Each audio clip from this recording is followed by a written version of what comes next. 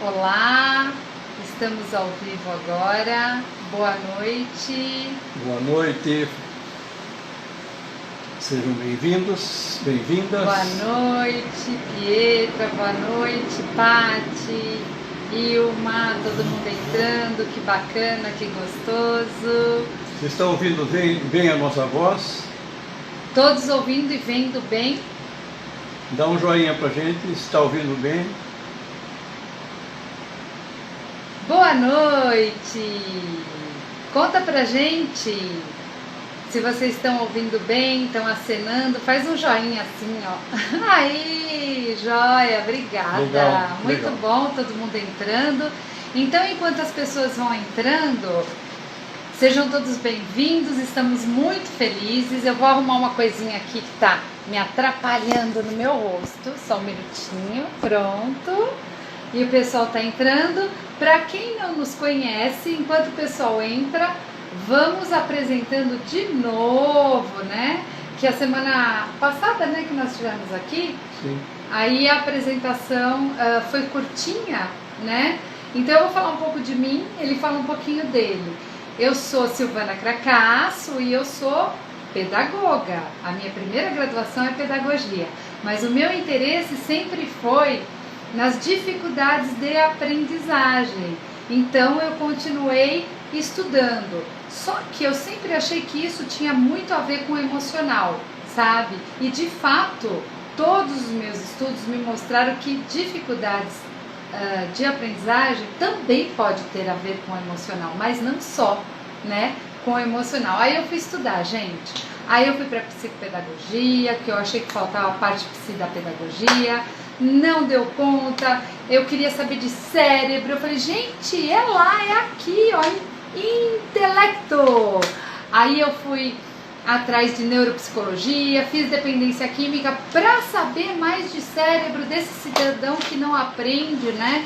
Muito legal, fiz especialização também em dependência química, trabalhei com PEI, que é uma ferramenta maravilhosa para modificabilidade cognitiva, e nessas minhas buscas eu fui para a USP procurar um curso de neurofisiologia das emoções. Foi quando eu conheci o Dr. Marco em 2012, né, Dr. Marco? Exatamente. Porque eu já trabalhava com educação emocional na Unifesp.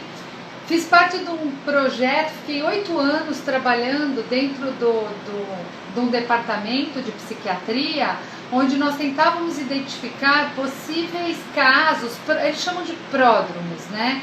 Assim, características de saúde mental em estudantes. Aí nós deparamos com o problema dos professores, aí aprendizagem, emoção, educação emocional, alfabetização emocional. Caí na USP, onde o Dr. Marco tinha um grupo de estudo e ele me prometia algo que, se eu usasse essa ferramenta, eu ia dar conta desse problema emocional dessas crianças, adultos, idosos que não aprendiam, né? E o Dr. Marco vai contar um pouquinho dele, eu contei um pouquinho de mim aí. Se um pouquinho dela é este, imagino bastante essência que é assim. Olá, pessoal. Bom, eu sou o Dr. Marco Fábio Cogni. Eu tenho uma primeira formação em Química na USP, uma segunda formação em Fisioterapia. Depois eu fiz também MBA Executivo Internacional. Eu fiz Gerenciamento de Tecnologia. Eu fiz vários cursos da área da saúde.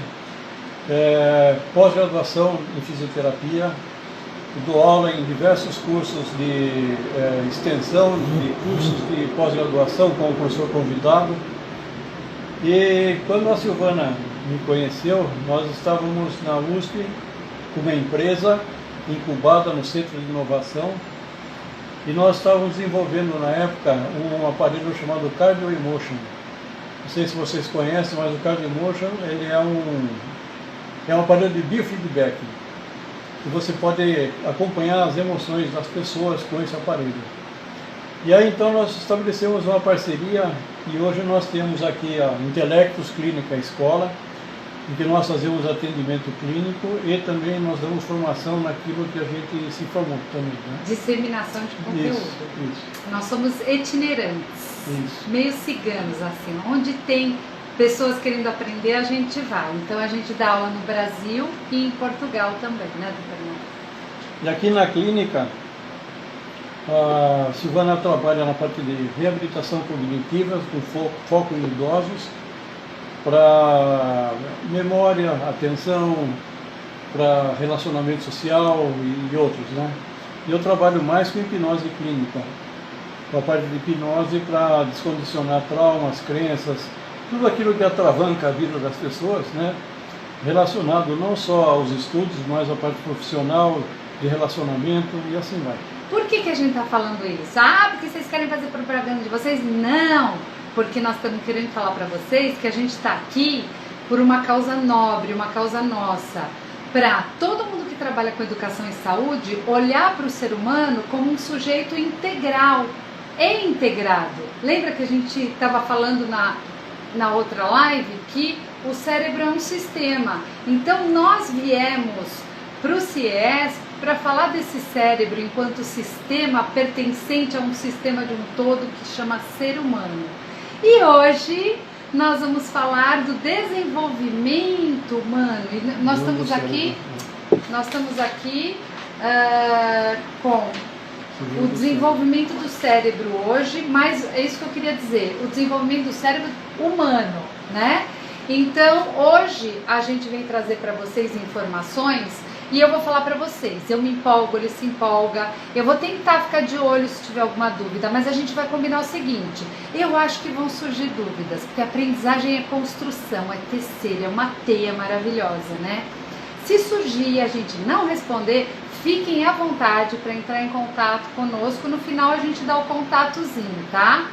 Vamos lá, então hoje a gente vai falar do desenvolvimento do cérebro, desenvolvimento do cérebro humano, sob o ponto de vista do domínio cognitivo. Isso é bem interessante para nós professores, é bem interessante para os educadores, é bem interessante para quem trabalha com gente, para quem estende a mão, para quem procura fazer com que esse indivíduo compreenda, entenda, aprenda, né? E a aprendizagem vai muito além do que a alfabetização. A aprendizagem é a adaptação ao meio, tá? Então o objetivo é que a gente possa hoje trazer um pouquinho de informação onde a gente possa identificar as fases de desenvolvimento, vai ser muito lindo, de desenvolvimento cognitivo e compreender, meus amores, aspectos neurológicos, emocionais saudáveis por enquanto, para melhor aquisição desse processo de aprendizagem, porque a aprendizagem é um processo, ok? Vamos lá? Vamos embarcar nessa viagem? Vamos ver o que nos espera. Bom, eu tenho que citar, vamos sim, eu tenho que citar para vocês algumas características do dia de hoje. O Dr. Marco traz o resuminho depois da semana passada, para que quem não estava semana passada possa embarcar junto nessa viagem, entendendo o que está acontecendo. Temática de hoje é o desenvolvimento cerebral. Então, o que é? A gente sempre tem que entender o sentido da palavra. O que eu trago enquanto desenvolvimento? Eu trago desenvolvimento, essa palavra desenvolvimento cerebral, do humano, enquanto mudanças que o indivíduo tem desde a concepção, tá? Essas mudanças ocorrem desde a concepção até a morte. Nós nunca paramos de nos desenvolvermos, é isso que eu queria dizer. E essa mudança do indivíduo que ocorre desde a concepção até a morte, se vocês quiserem ler um pouquinho sobre isso, David Schaeffer, depois eu passo para vocês, vocês podem ver. Então ele traz bonitinho desde a concepção até a idade madura, tá bom? E a gente vai estar vendo isso aqui hoje, tá bom? Que mais? Deixa eu ver. Legal, antes do Dr. Marco falar com vocês, que a gente tem que olhar o desenvolvimento sobre dois aspectos. Lembra de ser humano integral? A gente tem que olhar esse desenvolvimento enquanto maturação. Silvana, como assim? O que você está querendo dizer com isso? É o que corresponde ao desenvolvimento biológico, né? físico, biológico, da biologia humana, né? Do indivíduo de acordo com a herança biológica, herança genética, que traz a filogenia, né? E explica parte do desenvolvimento também psicológico, bem como semelhanças entre indivíduos, derivada da herança genética, né? Da espécie, semelhança enquanto espécie, e coisas similares que caracterizam esse desenvolvimento. Isso é maturação, mas tem o desenvolvimento também que se dá pela aprendizagem. Então eu tenho uma maturação que é mais ou menos linear para todo mundo, mas eu tenho uma aprendizagem que é um pouquinho diferente, que é o processo pelo qual as nossas experiências produzem mudança no nosso ser, no nosso comportamento, né? A gente aprende através das experiências, né? E essas mudanças, elas são relativamente permanentes. A gente aprende, mantém essas mudanças, fixa essas aprendizagens, né? Em nossos sentimentos, em nossas memórias. E aí isso se transforma em nossos pensamentos e nosso comportamento. Então a aprendizagem é cultura, a aprendizagem é vivência, a aprendizagem é desafio, a aprendizagem é adaptação ao meio, né? Então vamos lá. Eu sempre digo, eu tenho uma imagem aqui muito bonita, eu comparo a aprendizagem com florescer, né? Uma coisa assim maravilhosa. E aí essa aprendizagem ela está pautada em domínios, né? Então a gente vai falar do domínio físico, então a gente aprende com o corpo, a gente aprende se movimentando, a gente tem o domínio do desenvolvimento cognitivo, que a gente está falando da própria aprendizagem, do intelecto, mas a gente tem uma aprendizagem de desenvolvimento psicossocial. Onde a gente interage com as pessoas e desenvolve as nossas emoções, a nossa personalidade, e através dessas relações sociais a gente aprende muito. Olha quanta coisa envolve a aprendizagem referente ao domínio cognitivo que a gente vai falar, tá? Nós professores, né, a gente sabe que quando a gente fala de desenvolvimento cognitivo, a gente tem várias abordagens. E hoje a gente vai focar em uma. Então a gente tem, por exemplo, meus amores, vamos lá, crescendo nessa teia de conhecimentos, o behaviorismo. O que o behaviorista ele foca? Como o comportamento muda em resposta a experiências. Então estímulo e resposta, estímulo e resposta. Depois nós temos a psicométrica. A psicométrica, ela mede diferenças quantitativas, é o QI, né, gente? Que a gente conhece aí, a gente sabe que ele já tá, assim, meio que deixado de lado para ser olhado isoladamente. Nós temos o QE, que é o coeficiente emocional, que envolve a aprendizagem também. Nós temos funções executivas, que bem elaboradas, você pode ter um QI mais baixo, mas você pode ser muito funcional em atividades. Então essa psicométrica, ela mede diferenças quantitativas nas habilidades da inteligência. Nós temos o mais próximo da gente, tá? Que a gente conversa bastante, que é sobre Piaget.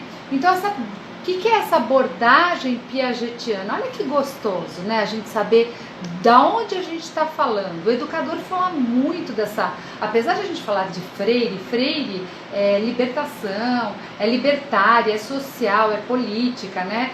Mas quando a gente fala de neurodesenvolvimento, a gente olha um pouquinho mais para a abordagem piagetiana, que ela aborda mudanças no funcionamento cognitivo por estágios de desenvolvimento, é o que está próximo da gente, onde vão dar as janelas de oportunidade, né? E a gente tem o processamento de informação, né? A gente aí envolve um pouquinho mais já de neuro, como as crianças processam as informações do momento que recebe essa informação até utilizar. A gente vai ver isso nas próximas lives, que são as áreas de associações do cérebro. E finalmente a neurociência cognitiva, que ela busca identificar quais as estruturas, o Dr. Marco vai fazer o resuminho, envolvidas em aspectos da cognição, Porque a aprendizagem tem tudo a ver com cognição, a aprendizagem tem tudo a ver com memória. E sem deixar de lado, né, o Winnicott, o sociocontextual, o próprio Piaget, que examina os efeitos dos aspectos ambientais, né, os pais, as relações sociais dentro dessa aprendizagem. Então veja quantas abordagens que estudam como se dá a cognição, como se dá a aprendizagem. Agora o Dr. Marco faz um resuminho do que aconteceu a semana passada, para que vocês possam entrar na nossa temática com arcabouço melhor. Vamos lá, doutor? Sua vez. Tá, semana passada nós fizemos uma introdução sobre o cérebro, como o cérebro é composto, é constituído, né? E a gente falou em sistemas, né? Nós temos aproximadamente 11 sistemas no nosso corpo humano, né? No corpo humano. Tem o sistema digestório, tem o sistema olfatório, tem vários sistemas, entre outros o sistema nervoso. Então o sistema nervoso ele é composto basicamente pelo encéfalo e pela medula, né? Deixa eu pegar uma coisa. Vamos lá, vai falando, doutor. E então o encéfalo tem essas formações. Você tem aqui o encéfalo e tem a medula. Então essas são as partes principais do sistema nervoso e do sistema nervoso central. E o sistema nervoso central, então, ele fica dentro de estruturas ósseas. Então fica o cérebro, o cerebelo, tudo dentro do crânio. E depois desce, no meio da coluna vertebral, desce a nossa medula. Então esse é o sistema nervoso central. Do central saem os ramos que vão para os músculos, que vão para as terminações nervosas e trazem informações das terminações nervosas e sobe para o cérebro. E ao mesmo tempo ele tem um segundo sistema nervoso que é chamado autônomo, ou sistema nervoso neurovegetativo. Ou seja, é um sistema nervoso que trabalha basicamente, praticamente sozinho. Então todo o nosso coração, nosso estômago, pulmão, a dosagem de glicose no sangue, oxigênio, tudo isso aí é controlado por esse sistema nervoso automático. Então você tem 3 ramos básicos, um ramo que é o simpático, que acelera nossas funções como se fosse um acelerador de um automóvel. Nós temos o parasimpático, que reduz essa atividade, seria quase que um breque, e tem um que cuida só da parte digestiva como um todo, que é um sistema que regula nossos intestinos, principalmente, né, que é chamado de sistema nervoso entérico. Então esses sistemas eles trabalham de uma forma automática. Bom, e nós falamos também que o cérebro é composto de giros e sulcos. Giros são aquelas ondulações que tem no cérebro. A parte de cima é o giro e o sulco é embaixo. E a gente então anatomicamente separa o cérebro em 2 hemisférios, chamado hemisfério esquerdo e hemisfério direito. E esses hemisférios são compostos através de lobos. Então nós temos 4 lobos básicos, que é o frontal, o occipital, o parietal e o temporal.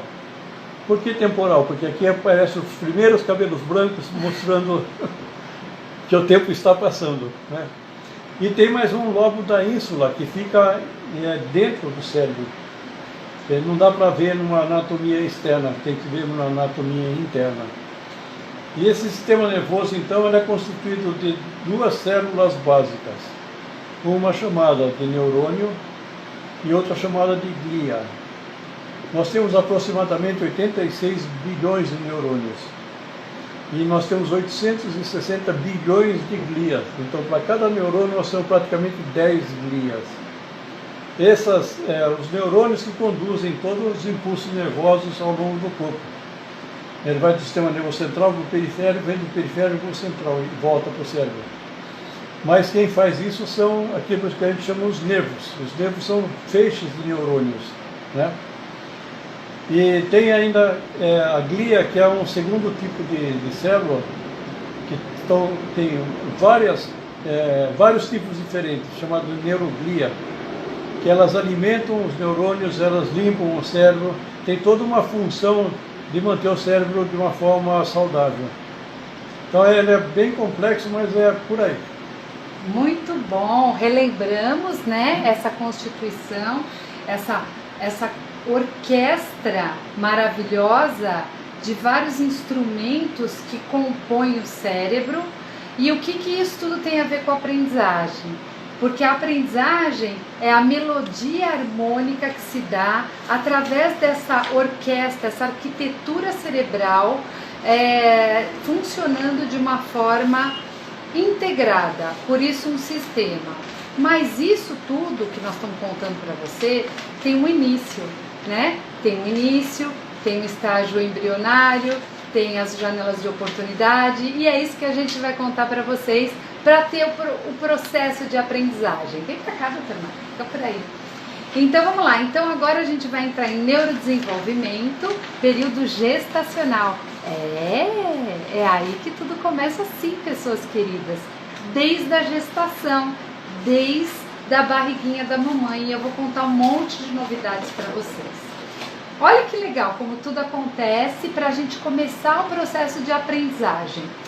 Tudo começa numa fase germinal, que dura de 10 a 14 dias e envolve a concepção e a implantação do feto no útero. Olha que bonito como isso se dá. Mais ou menos, como que é, doutor Marco? É chamado de nidação, né? Em que o óvulo já crescendo, né?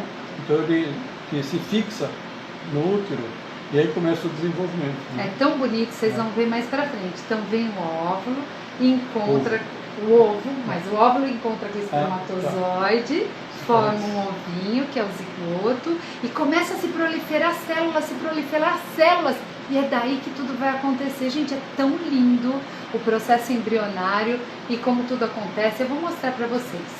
E o estágio do embriãozinho, o embriônico que a gente fala, ele vai da segunda semana à oitava, e é o principal momento de formação dos órgãos e desenvolvimento dos sistemas. Lembra que a gente falou dos sistemas? Então tá aí, que da segunda à oitava semana é um momento crítico na formação dos órgãos e desses sistemas. Então presta atenção do cuidado que tem que ter embrionário, olha lá. Aí nós temos, aí sim que a gente pode considerar estágio fetal, do feto, né? E que vai da oitava semana até o parto. Da oitava semana até o parto é chamado de estágio fetal, no qual que ocorre principalmente o crescimento. Nesse momento a criança vai crescer. Anteriormente, toda a arquitetura cerebral está se constituindo. E olha só o que vai acontecer. Nessa fase, oitavo mês, nono mês, a criança já é capaz de sentir o meio externo. Ela já é capaz de sentir as carícias da mamãe dentro da barriga. Os traumas da mamãe também. O doutor Marco quer falar sobre isso um pouquinho. Não, a gente sabe que o cérebro ele começa a se formar logo no início, né, da vida. E começa o sistema nervoso central do cérebro, a partir da terceira semana, já começa a se formar. Mas a partir da quarta, quinta semana, talvez um pouco mais, a criança já começa a ouvir a mãe, né? E muitas vezes ela sente o que a mãe sente. Não só na parte sensorial mesmo, mas muito dos hormônios da mãe passam pelo cordão umbilical e vai até a criança. Então, se a mãe está feliz, está com muita ocitocina, só a criança está sentindo. Se a mãe está muito raivosa, está com muita adrenalina, a criança está sentindo. E assim vai, existe então uma transmissão dos sentimentos maternos para a criança. E a gente precisa tomar muito cuidado com isso. Nessa muito fase. Cuidado, né? E essas crianças trazem para a sala de aula, no convívio social e na aprendizagem, características dessa fase antes do nascimento. Então essa criança já começa a ter um aprendizado emocional também e sensorial, né? Perceptivo sensorial. Aí vocês vão ver o que vai acontecer. Então vamos lá, eu gosto sempre de dar uma amarradinha assim, né? Então nós temos no neurodesenvolvimento, o início de tudo, nós temos o ovinho, o zigoto ou célula-ovo. Tão bonitinho, tudo começa com uma célula-ovo. E é a célula formada após a união do espermatozoide, como nós vimos, né? Com o ovócito. Então nós formamos uma célula-ovo. Essa célula é responsável por formar todo o nosso organismo, né? Eu trouxe aqui uma informação que eu gostaria de compartilhar com vocês, que, deixa eu ver, a partir desse zigoto é que se forma o ser humano, era isso eu já falei para vocês, né? Mas o que eu quero falar para vocês, o Dr. Marco vai aqui me ajudar. Logo que esse zigoto surge, começa a ter a proliferação de novas células. E olha que lindo, gente, é aí que tudo acontece. Elas vão se proliferando e elas vão formando como se fosse assim, ó, elas vão se ajustando assim como se fosse essa folha de papel. Conforme o tempo vai passando gestacional, mas as primeiras semanas, isso vai virando e vai se formando o tubo neural. É muito lindo. No nosso curso a gente apresenta o filme disso, não há quem não chore, é a coisa mais linda. Formou o tubo neural. Sabe o que significa a formação desse tubo neural? É a conexão com a vida. E aí, logo em seguida, o coraçãozinho já começa a pulsar. Já temos sinais de vida, não é, Dr. Marco? Muito lindo isso. Algum comentário? Então, ele se forma através de três níveis, né? 3 folhetos, né, Dr. Marco? Esses níveis se chamam folhetos embrionários. Isso. Do folheto mais interno, chamado de endoderma, né, é a formação dos ossos. Depois tem a camada intermediária, que forma os órgãos e músculos. Depois a camada externa, que é o ectoderma, endoderma, mesoderma e o ectoderma.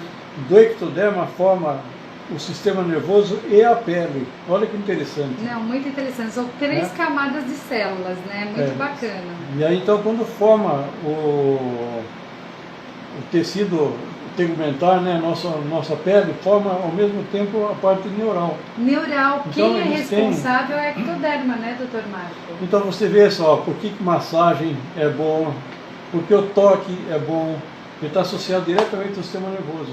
Ainda bem que a nossa cultura permite o afago, o toque, o carinho, porque está associado diretamente ao sistema nervoso.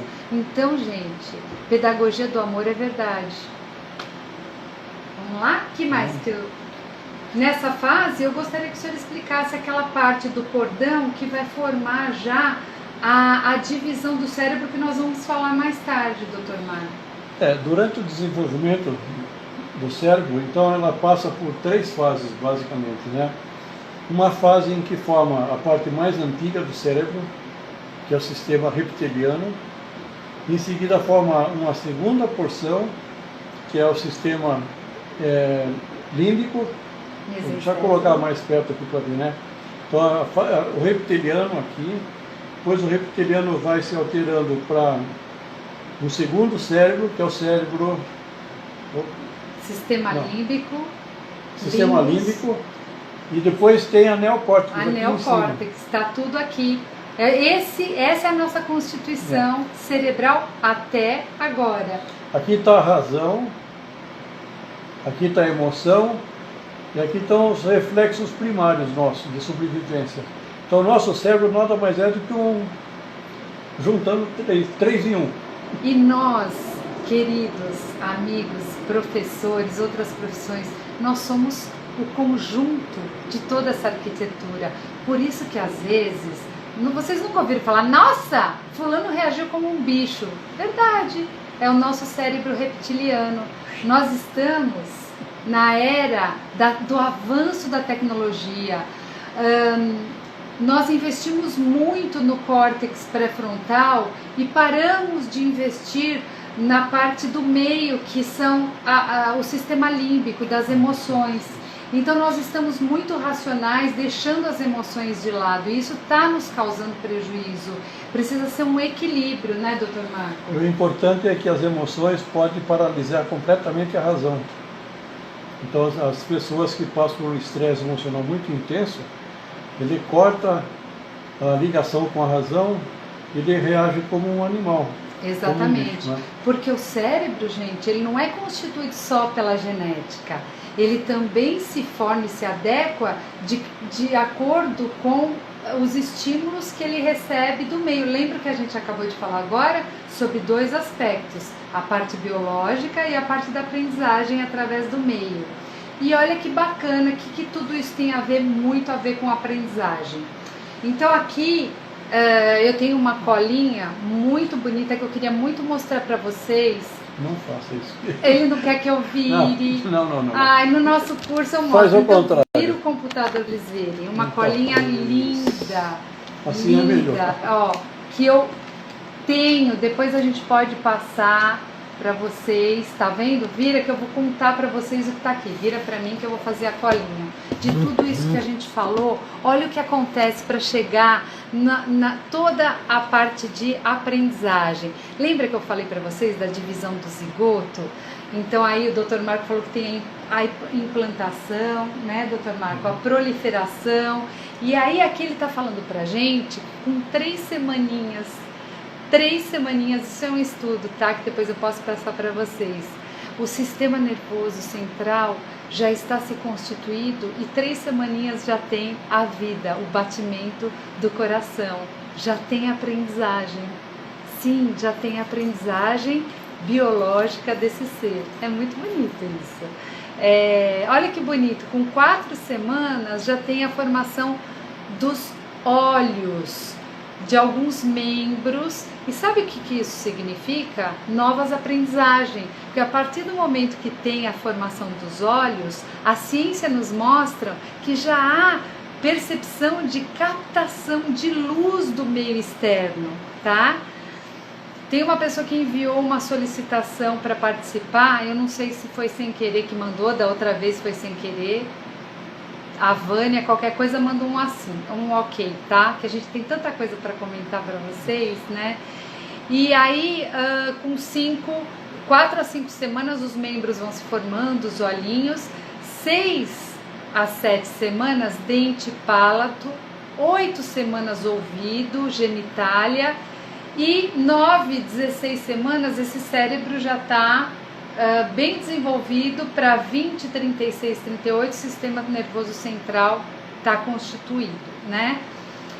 Assim, a gente dá em detalhes no nosso curso, e isso vocês conseguem visualizar o que numa aprendizagem típica, que está tudo arquitetado harmonicamente, e quando tem uma aprendizagem deficitária, atípica, dificuldade de aprendizagem, alguma dessas partes sensoriais pode estar falhando, se não for uma questão biológica, né?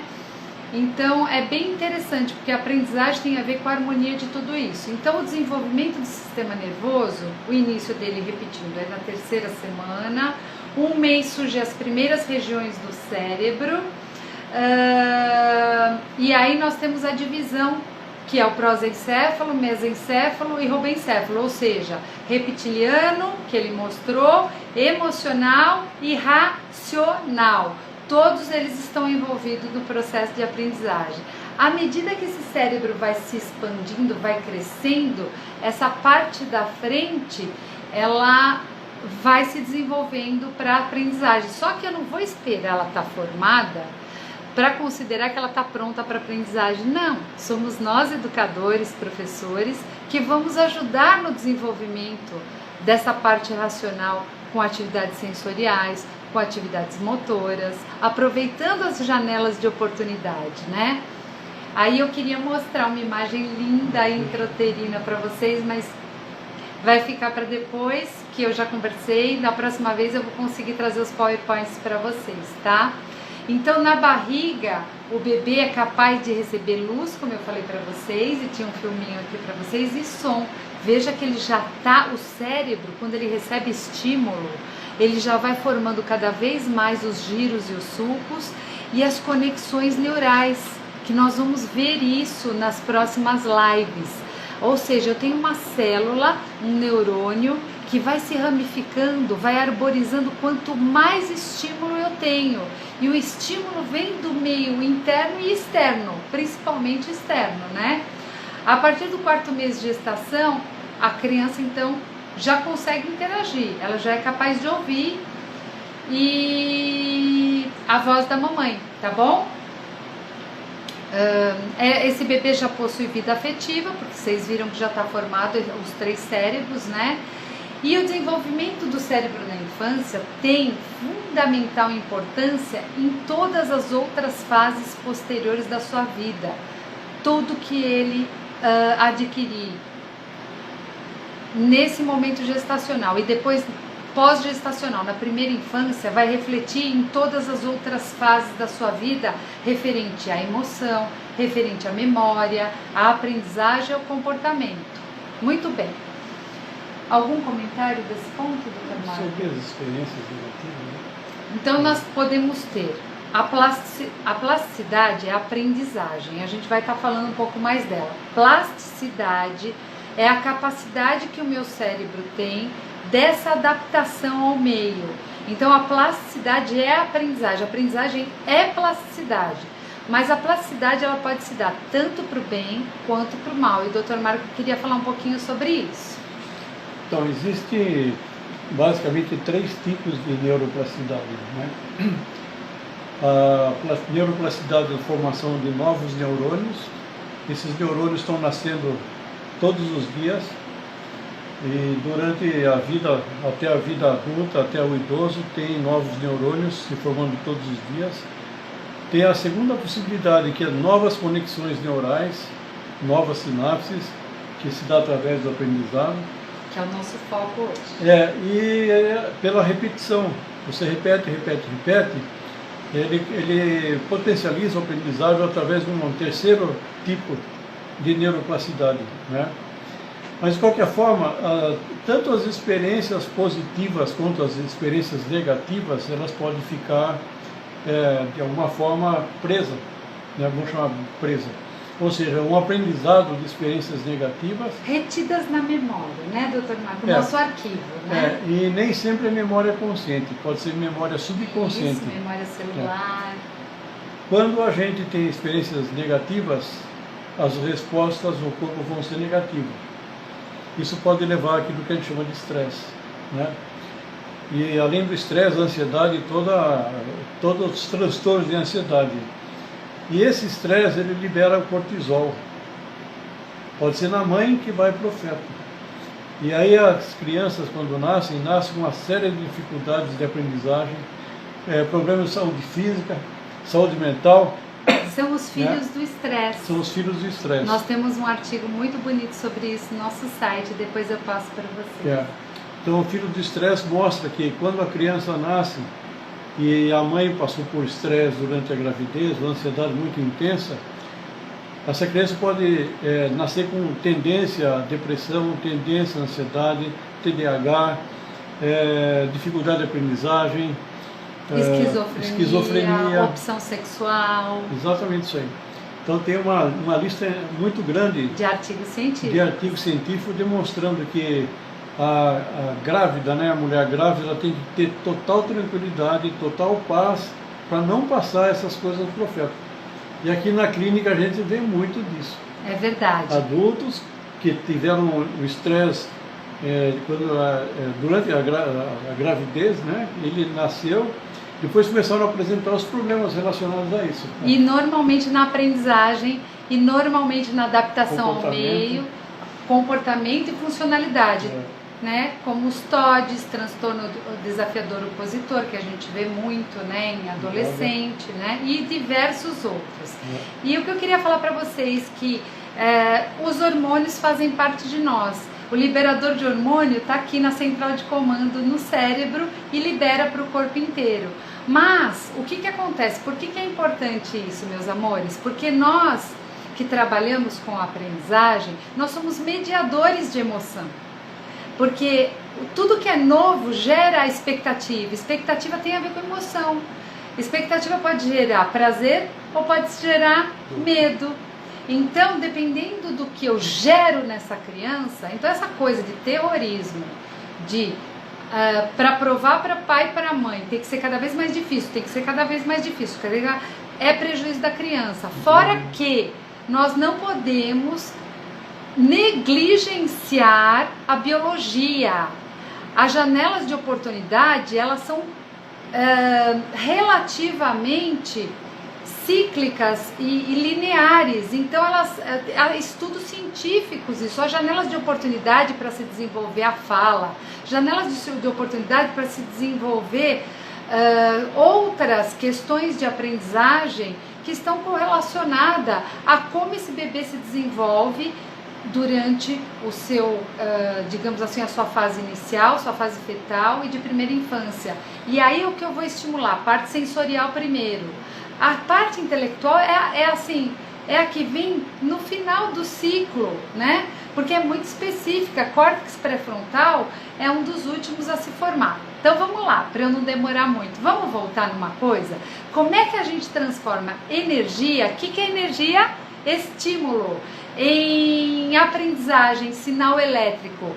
Então vamos lá, olha que legal. Vamos falar em bases neuropsicológicas da aprendizagem. Então eu recebo um sinal do ambiente, ou pela minha visão, ou pela minha audição, os 5 órgãos dos sentidos. Nós falamos isso na última live. Eu recebo esse sinal, e aí esse sinal vai ser decodificado dentro do meu cérebro, vai gerar um potencial de ação para gerar todo um processamento de informação para se transformar em comportamento, em aprendizagem.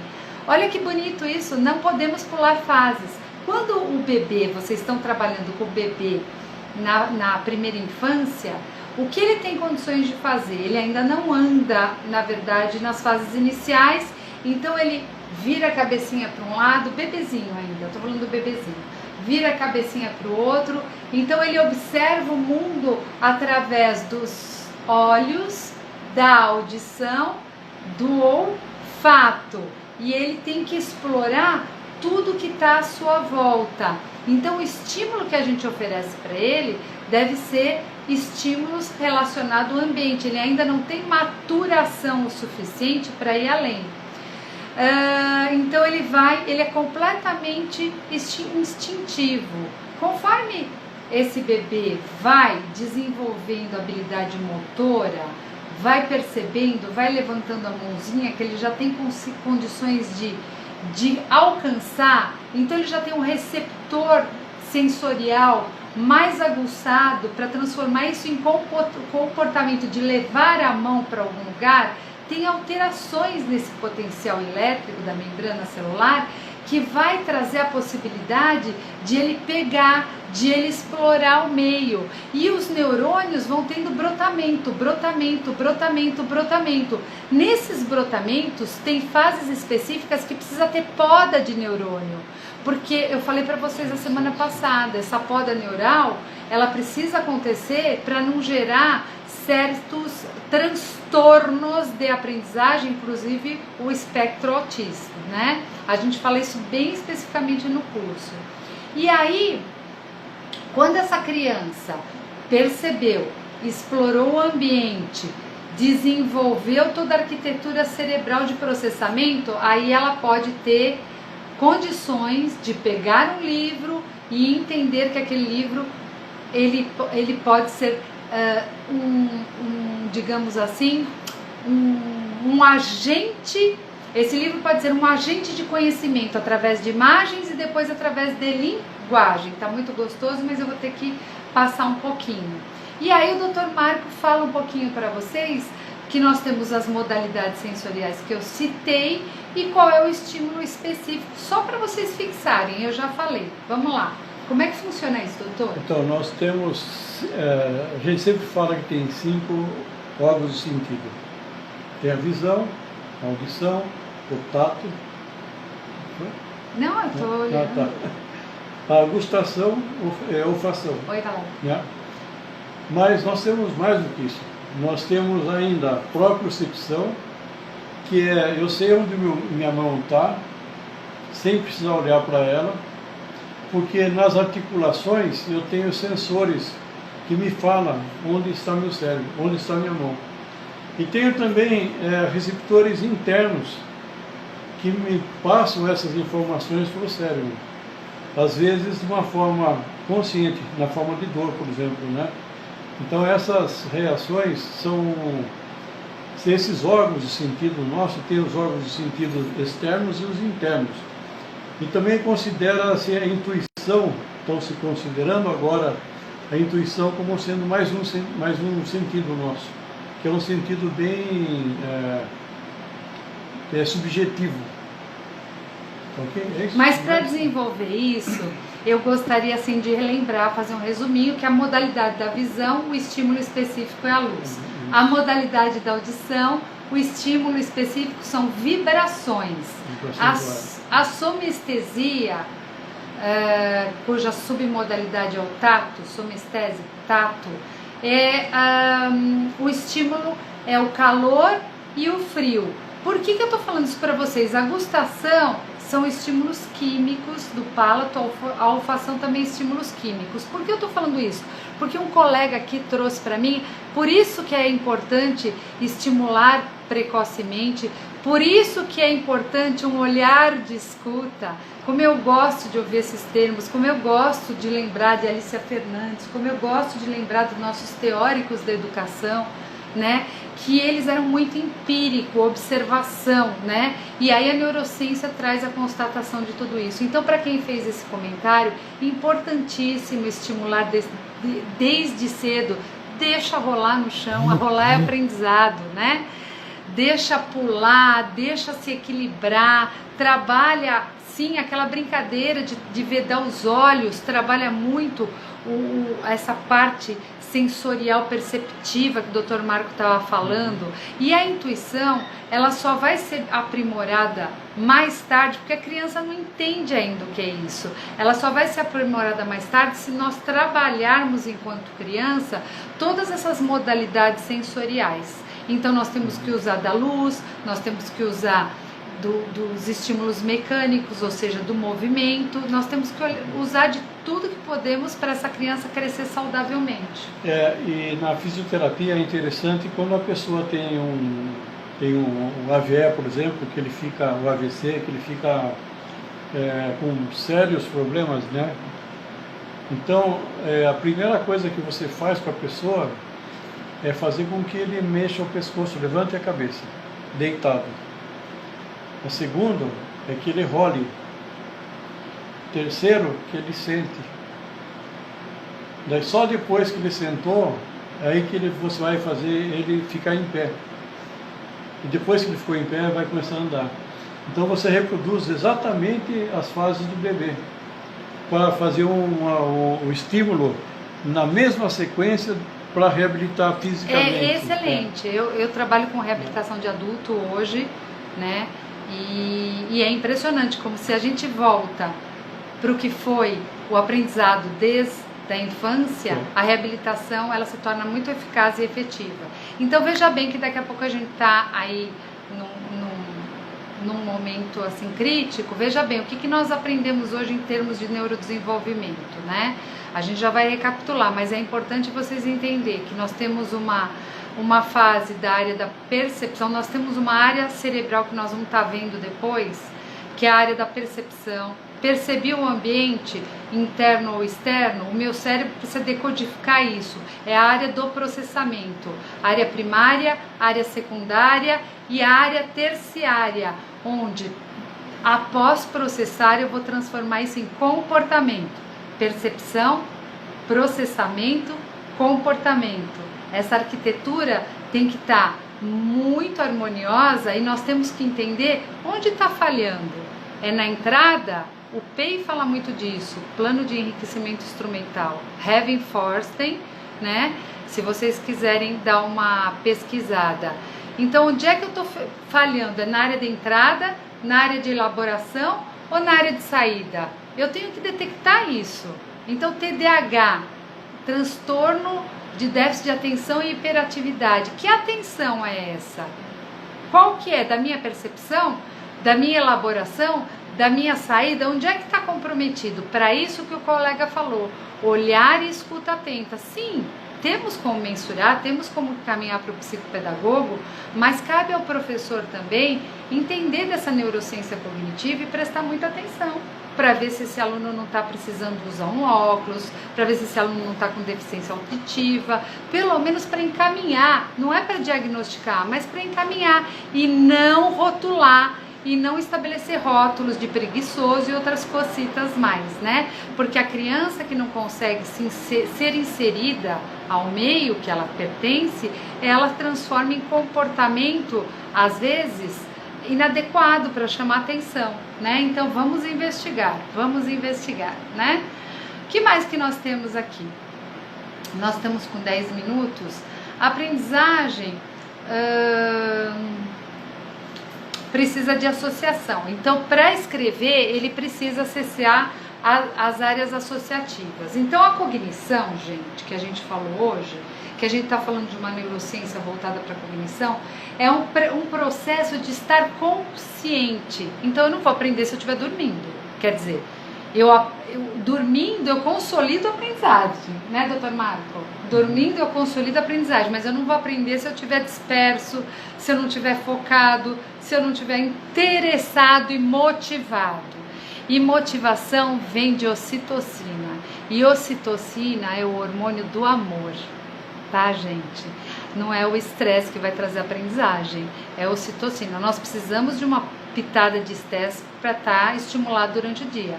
Mas o excesso de estresse, essa criança está sofrendo estresse, medo, pavor, ansiedade, ela não vai fixar. Nossa. Não há aprendizagem que se mantenha se não passa pela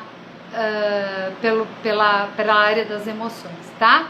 Então, o conceito de cognição, processo de estar consciente, planejar, aprender e poder julgar para transformar em aprendizagem. O que ela abrange? Ela abrange termos como, por exemplo, gnosia. O que é isso, Silvana? Reconhecimento de objetos, de sons e de imagens. A cognição abrange praxias. O que é isso, Silvana? Capacidade voluntária de como fazer determinada tarefa. É a realização de tarefa, praxia. E a aprendizagem envolve linguagem. Meu Deus, linguagem tão importante, que é a capacidade de se comunicar.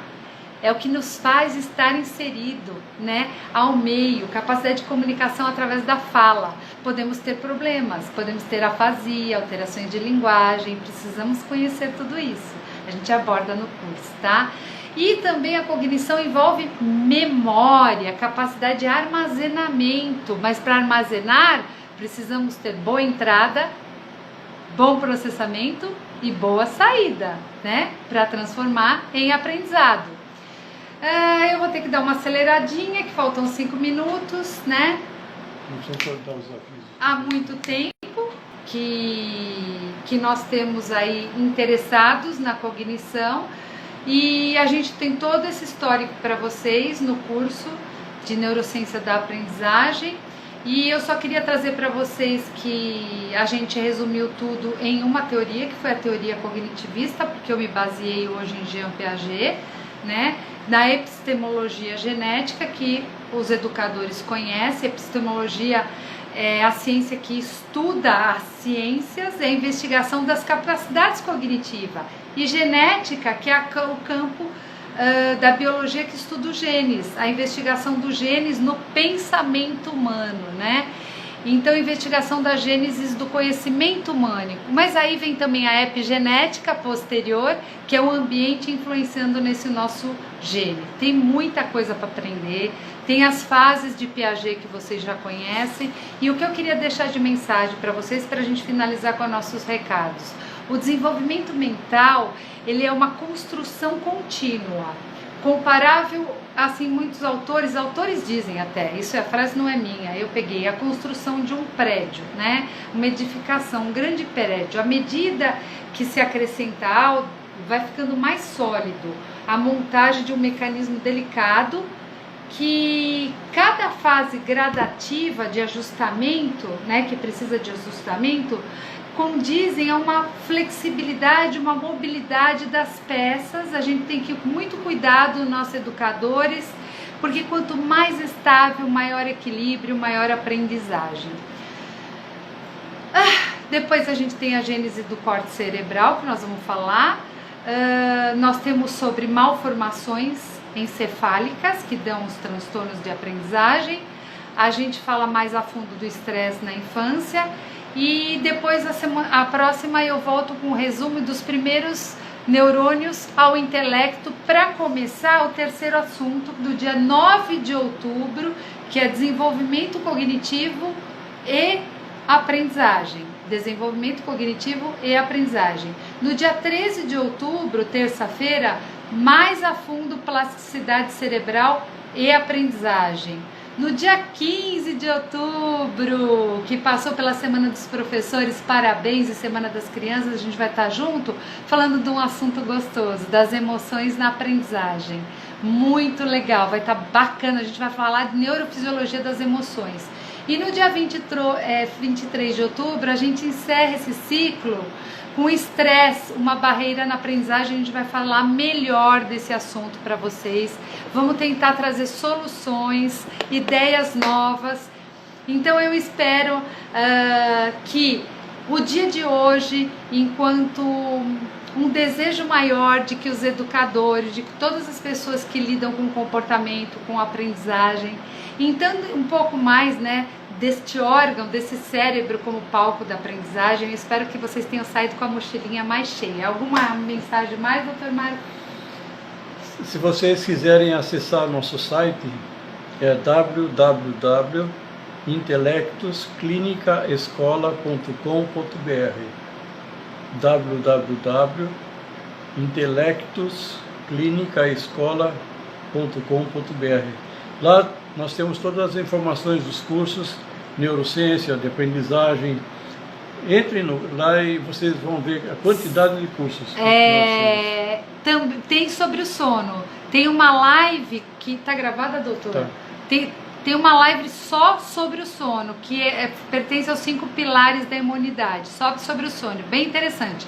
Se você quiser o sono relacionado com a aprendizagem, dá um toque pra gente que a gente vê aí pra você, tá bom? Muito obrigado pela presença de vocês. Vai cair uma noite maravilhosa de sono, muita energia positiva, de amor e de paz.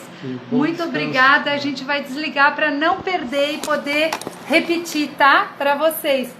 Beijo no coração de vocês. Tchau, gente.